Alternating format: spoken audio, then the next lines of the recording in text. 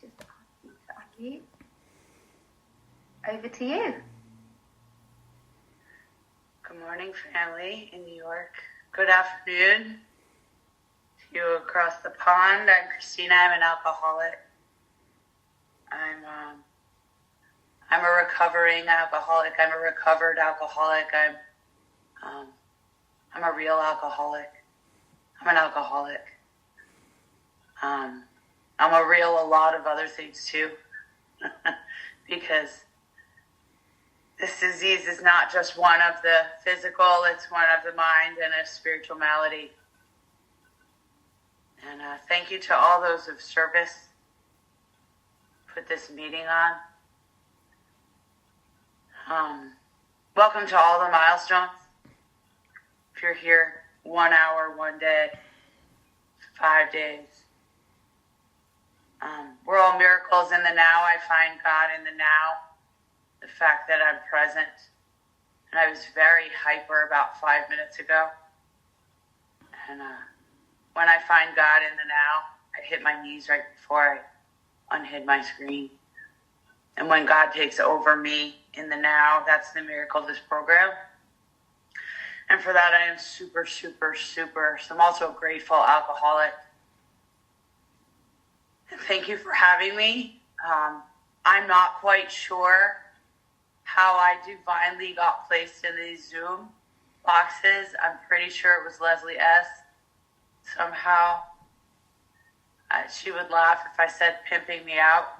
I'm very much someone, not a flyer gal. I'm not someone who likes to be in the forefront. I'll give you some stats on me. My sobriety date back is yesterday, December 18th, 2015. I may cry. I cry a lot. I cry a lot today because I don't yell. That's the miracle of this program. 6 years back yesterday here in the U.S. The day before that was my belly button birthday, the day that I really always felt like I wanted to die. I didn't want to be here. Didn't think I should have been born. And now God has, in God's economy, right? My God's funny. There's some very sick sense of humor there somewhere, but it's all the way I view it.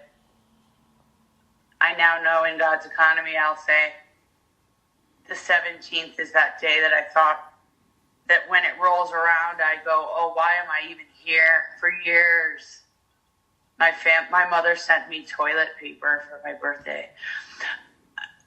And I'm grateful for that today. And then I get to celebrate this day on the 18th of being reborn. And what a beautiful day. Then when that's done, I get to put up my Christmas decorations and watch my little blind cat right now experience what turning on a little bit of light. He can see a little light. I get to experience him running around with his little eyeball of wonder, this little mustard seed of like, ooh, I can see a little bit of light. And he's just sniffing around. And it's a beautiful day today for me so far. I've been above ground and alive for, I don't know what, half an hour. I'll give you some background. It's my sobriety date is December 18th, 2015. I now call that my permanent sobriety date. It's written in the front of my big book. There's a reason for that today. I am sponsored. My sponsor knows that I'm her sponsee. She doesn't play God in my life. And because of that, I was able to have a spiritual awakening as a result of working the steps of Alcoholics Anonymous and the big book with her. Because she didn't play God. And for that, I am absolutely most grateful. Because I was led to a God of my understanding. I was able to then continue to have spiritual experiences all the time. Watching that cat play with those lights is a spiritual experience. Drinking this coffee is a spiritual experience. And I sponsor women, and I get to pass that message on. Carry this message, not this mess. Although in God's economy, I will say this mess comes in really handy. If used with the proper alignment of God's will in mind, it's very handy. But typically in an AA meeting, I've learned it's by God's grace, not my merit. So the more I talk about myself and my problems and my being a victim and my self-pity, I'm just going to get, my sponsor told me, a big ring around my butt if I sit there long enough. And I try to carry the message, not the mess today. I'm responsible. I'm a responsible member. I'm an accountable member of this program. I do go and attend. I have, through my 4-step work, found that I have needed outside help. I have found that I have needed other fellowships. And for that, I am grateful member of Al-Anon ACOA as well. And this is an AA meeting, and I respect singleness of purpose, but I throw that out there because I never know who is still struggling with that thing on their 4-step that they just can't forgive. And in God's economy, that little blip, I don't know about you in the UK, but they're putting commercials right now on television for Al-Anon. This is our world today. So you never know who you may be helping. I try to pause in between my words to make sure that what I'm saying is going to help another alcoholic achieve sobriety. Our primary purpose is to stay sober and help another alcoholic. So I'll give you a really, really abridged version of, make sure my timer, I like to set my timer and then not hit the button for it to go. Okay, it's going. So, December 18th. I had worked this program, came in 2008. I had worked this program all 12 steps, so I thought I was doing what was called 2-stepping. I was sponsoring women. I had a sponsor. I was chairing a 400-person home group in Manhattan, New York. I got sober in Manhattan AA. And I didn't understand that the first step, and you don't know what you don't know. I didn't understand fully, wasn't really conceding to my innermost self that I was an alcoholic in the area of unmanageability of the mind. It was very clear I was powerless from the age of 23 when I blew that guy up on the Deegan drunk driving. And I went right back out with 25 staples in my middle after I was relieved from the handcuffs that were holding me to the hospital bed while I was dying on a ventilator. I got back up and said, I'm like a newborn baby. I've been detoxified. And I went right back out there and picked up again right away. Powerlessness for me was not an issue. I'm powerless over people. I like to snort people too. You give me something to be powerless over, and that's pretty clear to me, because I've proven that I can pick up anything else other than the drink when I put it down, and I can't stop doing it. I can't stop texting the ex. I can't stop talking. I can't stop doing things that bring me adrenaline, like jumping out of planes. I get tight at the wrong moments.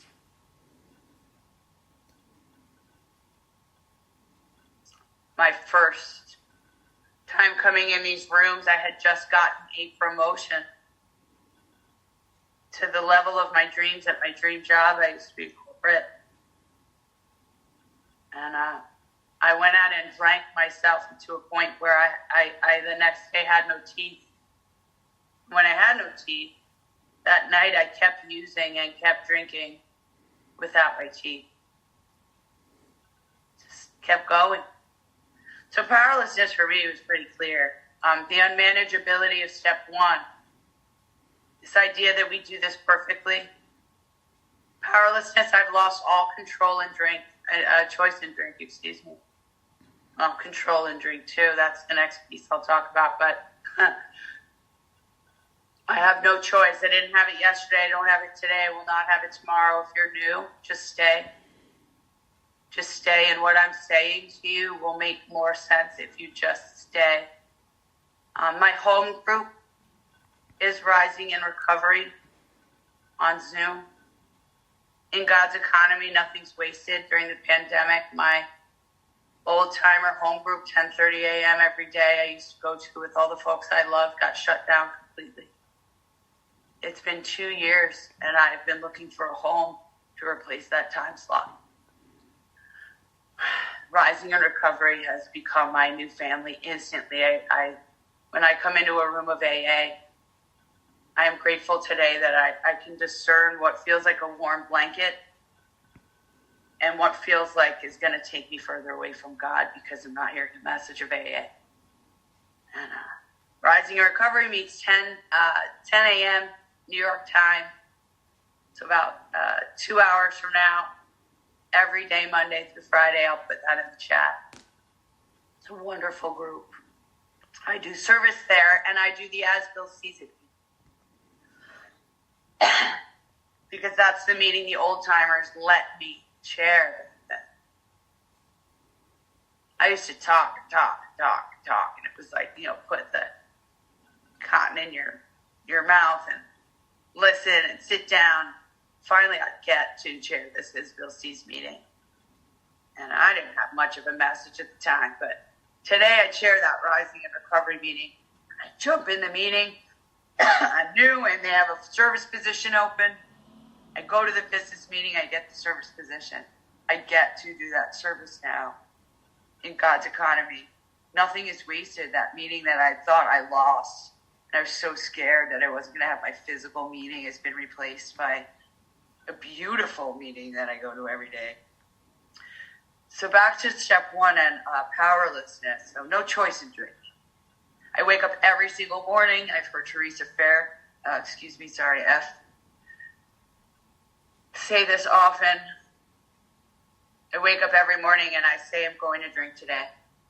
With my gals, we keep it really simple. I wake up every single day and I tell myself, my mind's not right, that I'm well aware of. If I don't let God into my mind before me, I will drink today. So my narrative is I'm going to drink today. What, God, do I need to do to not do that? I have an allergy. It makes me very itchy. I'm also allergic to strawberries. Excuse me, that's always my favorite one. Because when I put down strawberries, because I get hives, I don't pick them up. I right away don't pick them up. When I get itchy with alcohol and my one drink takes 2 and my 2 takes 4, and that itchy craving phenomenon takes over that is not the normal temper drinker. I keep going. I'm also an adrenaline addict. I have an addiction to cortisol. So for me, the abnormal reaction of the allergy of our disease for me is that when I take a drink, most folks fall asleep at the table. Maybe, honey, can you drive me home? They go to the bathroom. They come back. They leave half the glass. I take a drink. I go for the second one, and I'm like, let's go. I'm like a rocket ship. More. Where are we rocketing to tonight? And that's my abnormal reaction to alcohol. So it's step one. When I came back here, I started learning really about what my disease is. I was 2-stepping, which meant I skipped the middle steps, which really, I also didn't spend much time on step one and the unmanageability of my disease. So I got to, because of that relapse. In God's economy, nothing's wasted. I get to now share the message I have now with these women via that relapse that I thought was the end of my story with saving face with others, because I was such a people pleaser, right? Oh, I'm so embarrassed. I thought that was just the worst thing in the universe.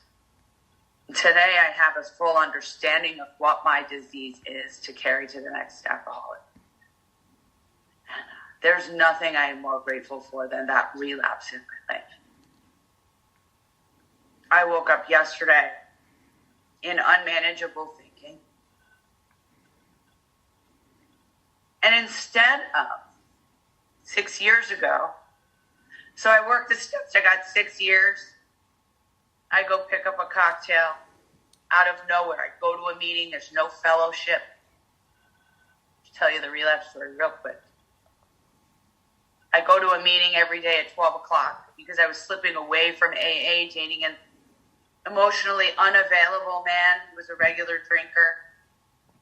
I was spraying behind the scenes. I was a walking bedevilment, but I wouldn't tell anybody that things were going on. I was compartmentalizing.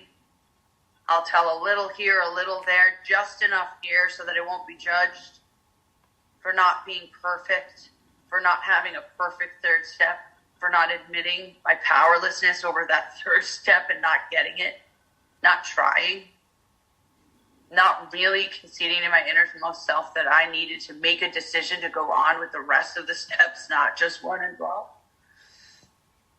And I started slipping away from the meetings. And so I started hiding in a lunchtime meeting where we didn't have to fellowship back. And so my sobriety, there's 3 sides to our triangle. One is unity, one is recovery, and one is service. The unity is connected to our physical. I come in here irritable, restless, discontent, and I'm going to add heartbroken. And I broke every heart around me. So when you ask me to find God, and Teresa says this too, when you ask me to find God, if I'm heartbroken, I'll challenge you to think about the fact that I didn't realize I couldn't find God now. My heart was broken. And for me, if you're struggling with the word God, I use it because it's just simple. It's in our literature. And if you're struggling with that word God, as I was when I came in, just make it love. I'm wearing a love t-shirt. If you told me I'd be zooming in at England at 7 whatever a.m. with a love t-shirt on, I absolutely would think you were crazy. I sure as heck was not wearing a love t-shirt in that car when I almost killed that man. I'll tell you that. I sure as heck wasn't wearing a love t-shirt when I ambushed my home group in a relapse and walked in with a Heineken and sat in my seat in the front row next to my sponsees and they couldn't pry it out of my hand. Wasn't wearing a love t-shirt then. And that's my unmanageability. I am just defiant. I wanted to be. I know I'm not going to let anybody help me. I grew up with survival traits. I grew up with a family where we didn't ask, we didn't feel, we didn't share, we didn't tell anyone we loved each other. And that's okay. That is not the reason I drink. Here's the reason I drink. I drink because I have the disease of the mind. So I was staying sober on yesterday's shower, which means I was getting clean on yesterday's sobriety, and the next day would come. And if I didn't hit a meeting, or if I started slipping away from the physical unity of this program, I was starting to slip back from 3, 2 to 1. The recovery piece of this program is of the mind. We have a mental obsession. Some date of mine may sit at the table, finish half of his wine, go to the bathroom, come back. I have my glass of wine. He goes to the bathroom and I will sit there and figure out in my brain, rather than enjoying the wonderful date I'm on, or not so wonderful date I'm on, to make it escape. Lots of times my choices need me to escape. And that's okay. That's my unmanageability. And there's a solution for that too. And I'll obsess over what's in that glass and just stare at it. I will think about liquor when it's not there. I will obsess about why I did not send that text to that person that I was not supposed to, or why not my friend suggested that's not a good idea. I will sit for 4 hours of my day squandering the hours in God's economy and waste all that time in unmanageability. If I don't wake up and ask God to come into my mind before me. And that's sort of my story of how I went out the door. Emotionally unavailable man, slipping away from this program, staying sober on yesterday's shower, just the unity. I would go to a meeting, I would get a hug, I would feel better, I would compartmentalize and share with a couple people, I'd feel better. Blips of feeling better, instant gratification, all self. This is a self-centered disease. Self. I'm going to figure out 4,000 different ways of trying how to fix myself. My mind is not right. My mind is delusional. Trying to fix myself with my delusional mind isn't going to do much, except give me way more fear, way more delusion. And then I find myself without a drink, and then I still don't know the true from the false. The most insane thing I ever did was in sobriety, and that was picked up a cocktail again. The most insane thing was not when I was drinking or blowing up people or ending up in Bangladesh the next day because they had dry goods there and I decided to fly. None of that stuff is why I drink. Like, none of that stuff is really the true definition of my disease. It's I wake up and my mind is not okay. You don't like me. I don't like me. They're talking about me. They're judging me. I'm not doing this perfectly. None of this is God. So I come back 6 years ago. I go out the door around this relationship, and that's not why I went out the door. I go out the door because if I slip back from my recovery, which is the solution of my mental piece of my disease, which is working these 12 steps in entirely from 1 to 12, all of them. When I work with women, I ask them, are you willing to go through all 12 steps to the end? Are you willing to sponsor others when that's done? And are you willing to take directions from me? That's a tricky one, right? Directions from me are not plain God. Directions from me are anything that is in our big book text of Alcoholics Anonymous. I am not original. I am not an original person. Every single thing that I say comes from our literature, laced up with my experience, strength, and hope. And that's the message that I try to carry to the best of my ability in this program, because, again, in God's economy, nothing is wasted. My story, my dark before the dawn, and there's so much of it. The purpose of that is to help others stay sober. My purpose today is to share things in a general way, but maybe with my gals or with my friends. More of the deep down, dark moments of things and how I've gotten through those things to help others not have to go out there and not have to experience the unmanageability and the pain that I did December 18th, 2015.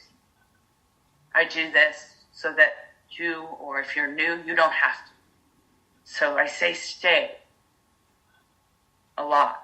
I got sober in Brooklyn and we just say stay. I keep coming back. Don't go. Don't leave. So wake up. I'm gonna drink today and stay here. Those are sort of the ways I have to talk to myself, because I've tested out other creative ways to tell myself different. And I ended up on December 15th going to that meeting without fellowship, staying sober on a hug and human dependency. And I left that meeting and I went and I bought a bottle up the street instead of walking the way. I go home to go to work, go home on the subway. I called my sponsor. I told her I was fine. I reached out to that emotionally unavailable man because I was mentally obsessed with what was going to happen with that. That relationship was over. God, at that point, had taken everything that I had beyond my wildest dreams, especially in the material area, away from me by that moment. I was not working this program. And in God's economy, nothing is wasted. And I wake up in the morning and I am in a pool of blood alone on the floor of my apartment. I became the milk guy. If you stick around enough and try some controlled drinking enough, if you've admitted you're a real alcoholic, you'll become every single person in every line of that book. I have become every single description of an alcoholic in that book, including the psychopath. Especially, I think I have about 5 minutes, especially when I'm untreated in my mind. I am that psychopath. Sounds a little harsh, but my father was a narcissist, so I definitely have it in me. I woke up that morning, and that was this moment of awareness of God's grace for the first time in my entire time being here.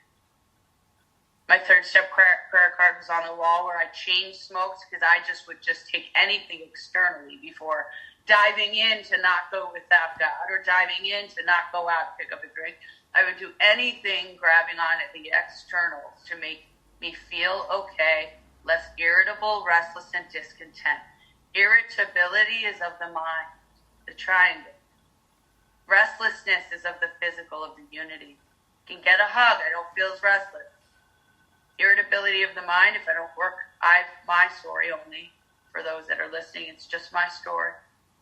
Your story is yours. I would never take that from you, and I hope I get to hear all of yours at some point in my time here. Irritability is of the mind. I've got to work the 12 steps in between. All of them. Got a clean house. Trust God. Help others. Make my amends. If I want to be free, how free do I want to be today? The other piece is of a spiritual malady. I came in here spiritually deprived. My name is Christina. I have no idea who Jesus was, even was. Went to Catholic school my whole life, never talked about it at the table. I surely didn't understand that God was love. I understood that God was bad. All those bad things on the stealings wheel. I lost my brother to this disease in 94. My alcoholism took off. It's a family disease. He died 1 mile away from where I crashed my car and almost killed someone. Nothing's wasted in God's economy. Every time I drive through that spot, I have a real clear picture of where I can end up today. And what the psychic change has done for me is and what it would do to my family. I don't even think of myself anymore. What would that do to my family? What would that do to my sponsees that I take through these steps? Right? And so then we have this third piece of a spiritual malady from not getting a hug and putting the plug in the jug, and I'm not working these 12 steps, which sometimes is as easy as saying, thank you for keeping me sober. Please help me stay sober today. Maybe writing a gratitude list, which I do every single day. Done it for 3 years, and if you want to shift your thinking, give it a try.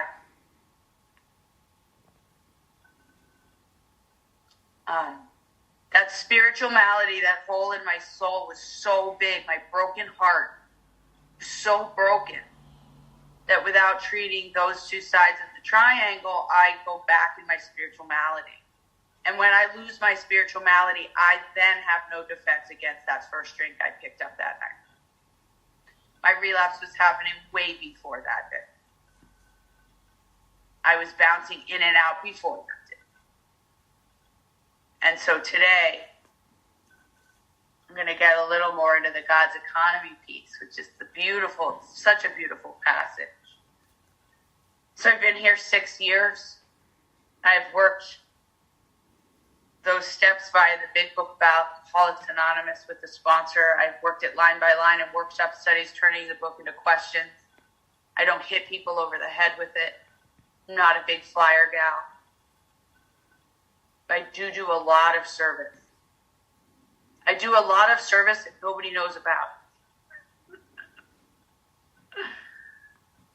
I can't stand when people realize that I'm the one that puts those little 4 memes up on Facebook every day. I get frustrated because I feel like my cover's blown, because I've learned to just do things without looking for recognition. I feel like I owe an immense just saying that right now, you know? And it's not about me. I am here on God's grace. I wake up that morning. I'm in a pool of blood. I got a black eye.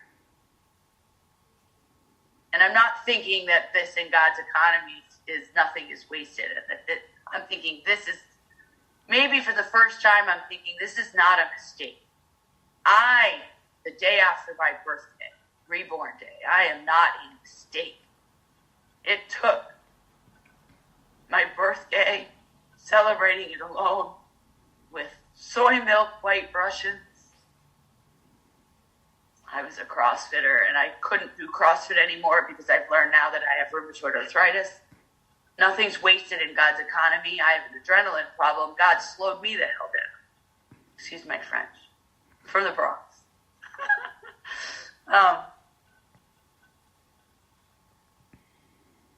So I wake up in that room at that third step prayer card on the wall that I said robotically. And then I didn't say it, right? I wasn't attaching to anything. My heart was broken. That man had broken my heart, and I went backwards, 3, 2, 1, out the door.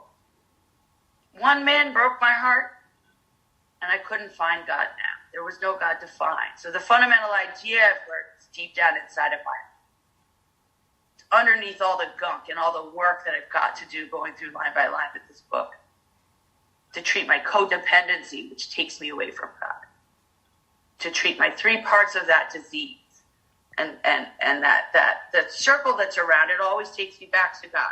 I might go over here a little more, I need a little more. It's not like a stool.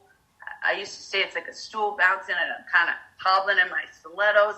No, I always have to drive back up 10 and 2 to God.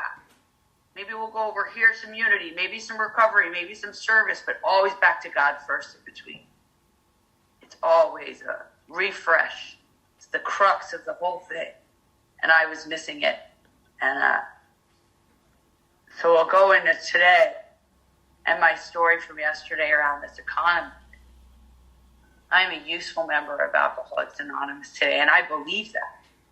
I also believe that I am whole and I am authentic in my character. The character you get here right now is the same character everyone else I run into is going to get. To the best of my ability, if I'm God-centered. And so, therefore, I'm useful to others. And that story and all of these other stories, I can go on for hours about the stories in my life, can help others. And I wake up yesterday, and I'm bawling for 4 hours. Because it's the first time they take away human dependence this year, and I find God beyond now in these divine squares. What a gift.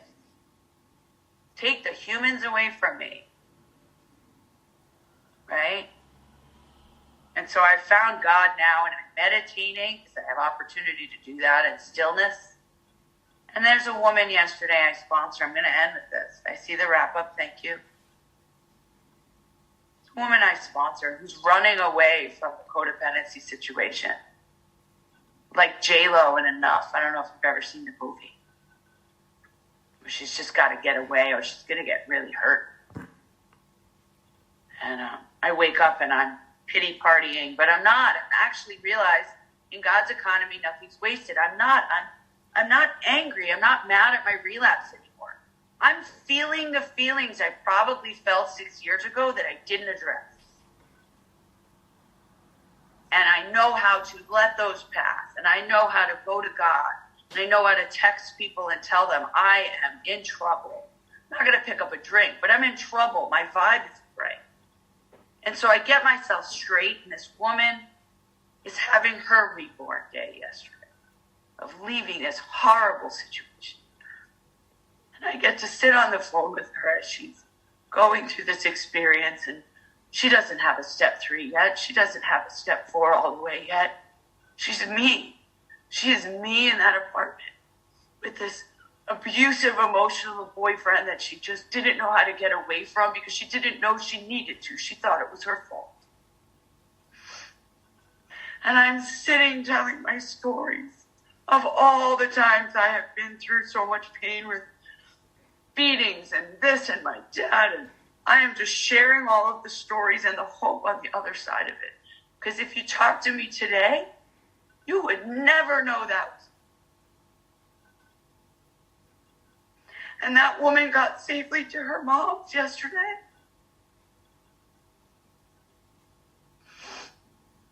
And she didn't have to pick up a drink. And she didn't have to snort a person. He didn't threaten to kill himself. None of the fears and delusional unmanageability in her mind came true. And she now has some hope in this program and hopefully continuing on with it. I lost a sponsee who died this week. I also lost a sponsee who dumped me this week. Nothing's wasted in God's economy. If that hadn't happened, that would not have happened. I texted all my sponsees. I'm wrapping up right now. I texted every sponsee that I work with in an amends saying, I am so sorry if I haven't given you enough time. I tend to take on, I got 15 sponsees. A lot of them are working with other women already and they sponsor me, right? But I would not have had the time for this poor woman if I didn't lose the sponsee I lost. It's not a loss, it's a gain. That woman is okay. And I don't know if she's on here, but man. So nothing is wasted in God's economy, right? I would love to hear from you. I'm sorry if I went over. Thank you for inviting me anywhere I get to speak today. I am grateful for, and when God comes out of me, I won't remember a single thing I said. And that means I know that God took me over, and for that I am extremely grateful. Thank you for my life today. That's all I've got.